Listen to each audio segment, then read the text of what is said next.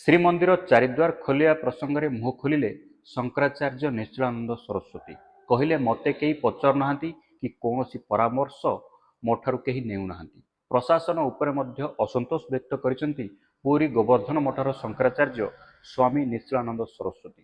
ଗୁଜରାଟରେ ଅନୁଷ୍ଠିତ ଏକ ଆଧ୍ୟାତ୍ମିକ କାର୍ଯ୍ୟକ୍ରମରେ ଯୋଗଦେଇ ଶଙ୍କରାଚାର୍ଯ୍ୟ କ୍ଷୋଭ ପ୍ରକାଶ କରିଛନ୍ତି। ଶ୍ରୀମନ୍ଦିର ପ୍ରସଙ୍ଗରେ ତାଙ୍କଠାରୁ କୌଣସି ମତାମତ ନିଆଯାଉନାହିଁ ବୋଲି କହିଛନ୍ତି। ଶାସନତନ୍ତ୍ର, ଶ୍ରୀମନ୍ଦିର ପରିଚାଳନା କମିଟି, ସେବାୟତ ସମସ୍ତେ ତାଙ୍କଠାରୁ ଦୂରତା ଅବଲମ୍ବନ କରୁଥିବା କହିଛନ୍ତି ଶଙ୍କରାଚାର୍ଯ୍ୟ। ଶ୍ରୀମନ୍ଦିରର ଯେକୌଣସି କାର୍ଯ୍ୟରେ ତାଙ୍କର ପରାମର୍ଶ ନେବାକୁ ସୁପ୍ରିମକୋର୍ଟଙ୍କ ନିର୍ଦ୍ଦେଶ ଥିଲେ ମଧ୍ୟ ସମସ୍ତେ ଅଣଦେଖା କରୁଛନ୍ତି ବୋଲି ସେ କ୍ଷୋଭର ସହ କହିଛନ୍ତି। ରଥଯାତ୍ରା ସମୟରେ କେବଳ ରଥ ଉପରକୁ ଯିବା ବ୍ୟତୀତ ତାଙ୍କର ଆଉ କିଛି ସମ୍ପର୍କ ନାହିଁ ବୋଲି କ୍ଷୋଭର ସହ କହିଛନ୍ତି ଶଙ୍କରାଚାର୍ଯ୍ୟ।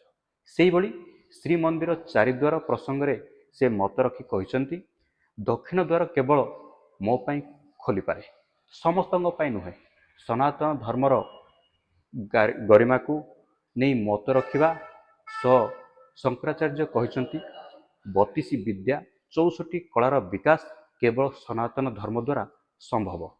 ଉତ୍ପତ୍ତି, ସ୍ଥିତି ଓ ସମୃଦ୍ଧିର ବିକାଶ କେବଳ ସନାତନ ଶାସ୍ତ୍ର ଦ୍ୱାରା ସମ୍ଭବ। ସନାତନ ଧର୍ମକୁ ଗାଳି ଦେଉଥିବା ବ୍ୟକ୍ତି ନିଜେ ଏହାର ଶିକାର ହୁଏ ବୋଲି କହିଛନ୍ତି ପୁରୀ ଶଙ୍କରାଚାର୍ଯ୍ୟ।